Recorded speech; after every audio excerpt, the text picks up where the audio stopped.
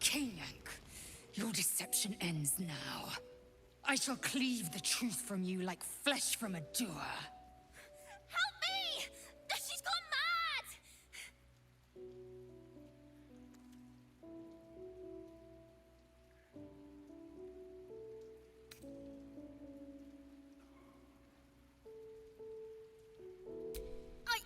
I just came to get warm. I like it here with you, and... I saw her. She slipped into camp in the form of a woman and shifted into this abomination. She tried to silence me and hide her deception. I didn't do anything!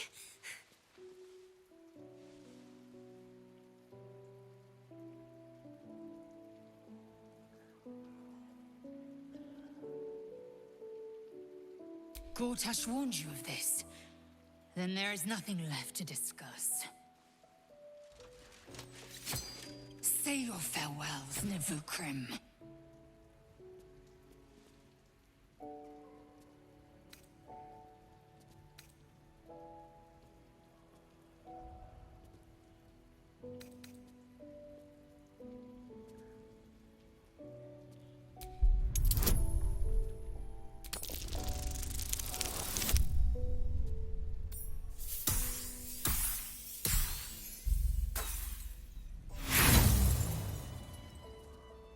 Then let us expose the truth through action.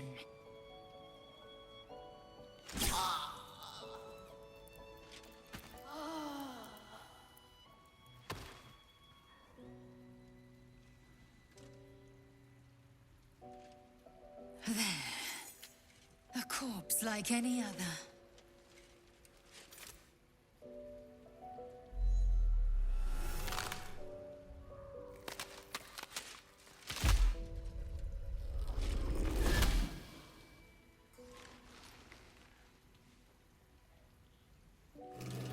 Look at it, crawling and sniffing and rooting around in the filth.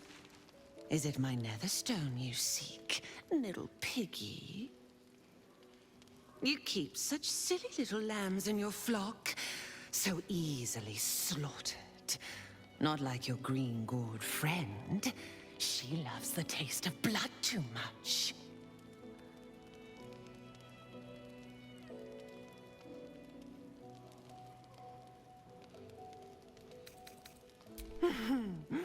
Gortash, the little Lord of Darkness. I know him well. Yes, yes, and he knows me. Knows how my blades sculpt and carve this city. I could peel a fine pelt from the mutt I caught sniffing at your heels.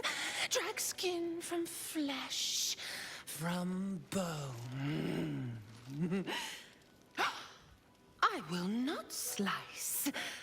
Her kind die too easily. The Murder Lord demands a better offering. Something new, sticky, sweet, and delicious. He wants you.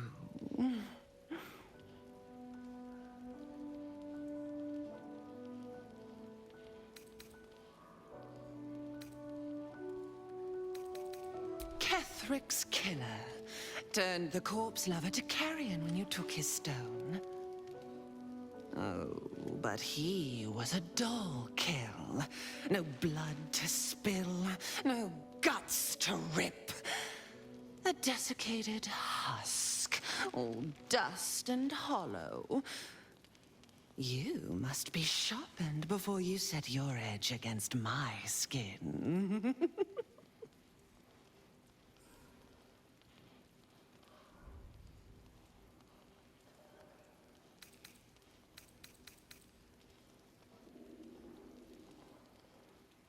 You'd prefer my whispers in the tyrant's tongue, hmm?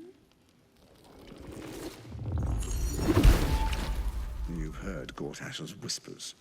I see how your skull swarms with his promises. He whinges and wails over the crown of Carsus, wanting to command it without me. Oh, how I long to slit his poxy smile from ear to ear. But I can't touch him. He bound my blade when we first conspired. Gortash didn't want me at first. Didn't trust me. Got me to wag my tongue, swear an oath never to hang him from the hooks. Drip train him into father's open jaws. You must kill the tyrant.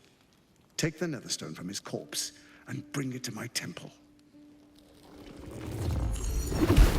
There we slice and shred each other. The survivor claims the stones. What's left of the other is Baal's. Agree, and I will bring my assassins to heal. They watch you always, longing to spray the crimson from your veins. Refuse me, and you'll learn what happens to those who defy Baal's doctrine. So will your friend.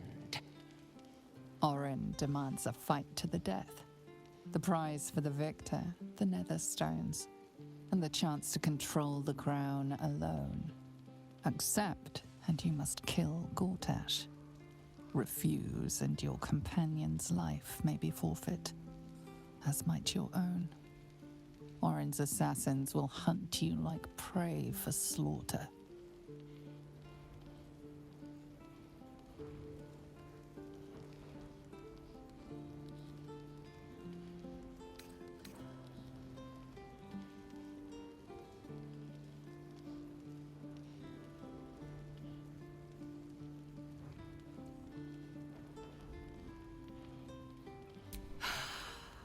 Promise of slaughter, of pain and humiliation, and the sound of blood drip dropping into the gutter. Do not underestimate his steel watch. Seek their cradle in the lower city and skewer their skull meat. Make them rust and blood. Then you can gore the lordling again and again and again. But listen close, Bone Killer. Step in my domain while the tyrant still sucks air, and I will carve your failure into your pretty plaything's skull. Bring me his stone, and I will set the bait free.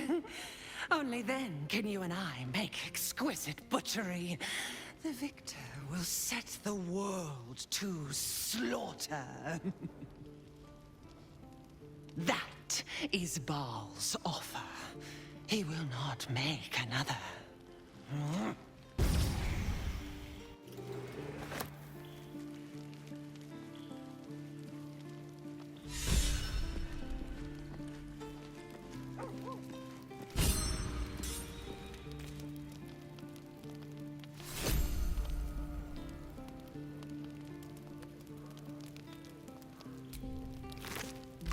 Ah, Yenna.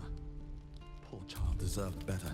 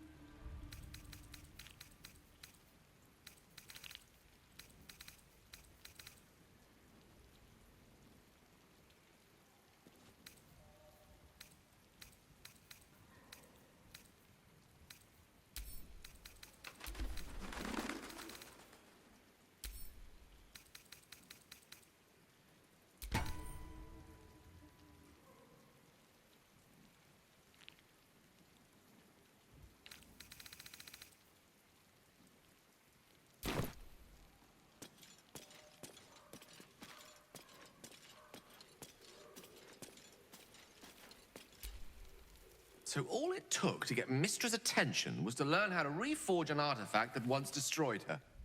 It's obvious when you stop to think about it.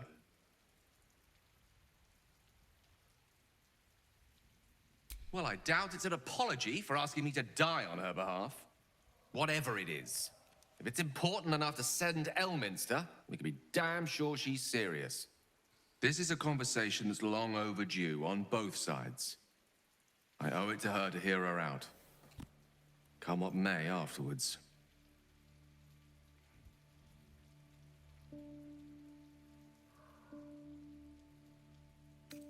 Mistra's many things, but she's no censor. Her job is not to judge those who use the weave, but to ensure it is protected. Whatever she has to say, I want to hear it. Only then will we know the truth of what lies ahead.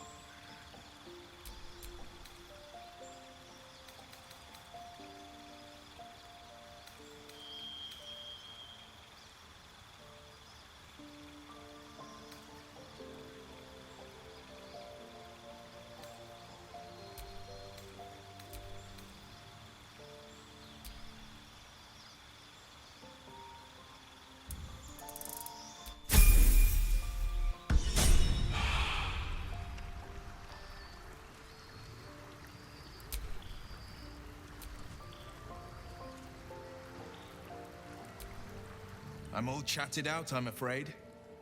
Though I may have a word with the chief.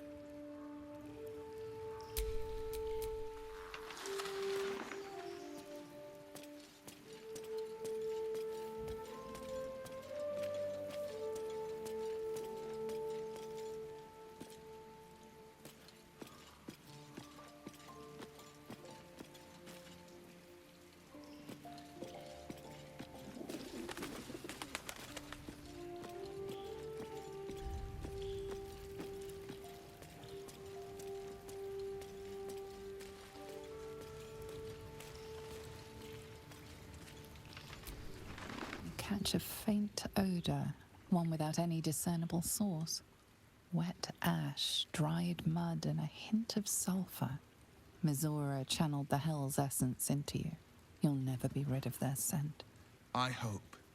I pray that you'll show more care in the future.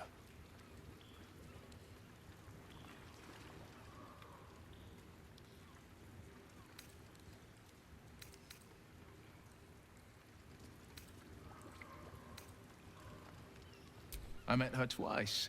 The first time, I was a boy of 7 or 8, at a banquet in the Flaming Fist's honor. One look and I was smitten. Chestnut hair that flowed behind her like willow fronds, as she floated from one room to the next as if carried by clouds. The second time, Stelmane was different. Even with the aid of a cane, each step she took was a struggle. Every word she spoke took great physical effort. A stroke victim? I asked father later. No, he said. A stroke survivor. You sense uncertainty in Will's voice. He questions his father's explanation.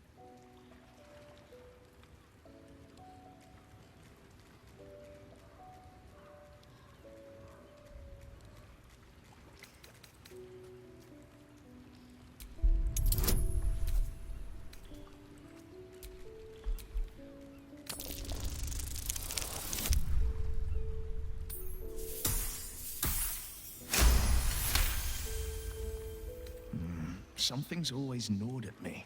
At the banquet, Stelmane didn't seem to look at us, but through us. But that second time, her gaze never left me. It was steel, sharp and unyielding. It could just be my imagination, but I always felt that it was more than a stroke that had changed her. What, though? I couldn't say.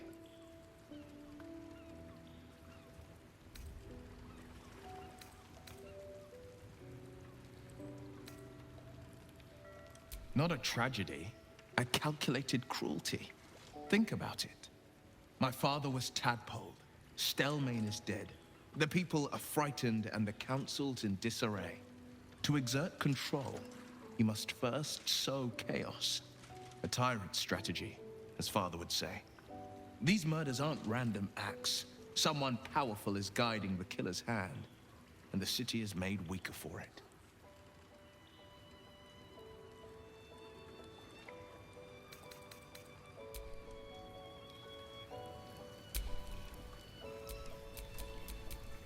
There's no time to waste.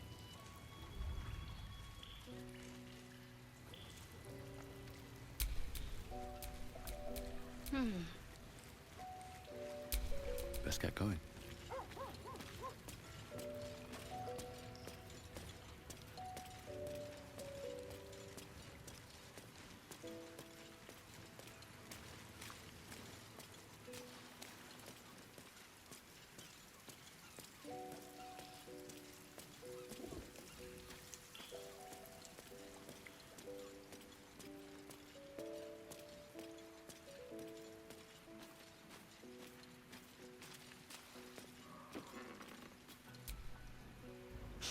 Bloody shape-shifting freak! No one takes my Gith Yankee and gets away with it!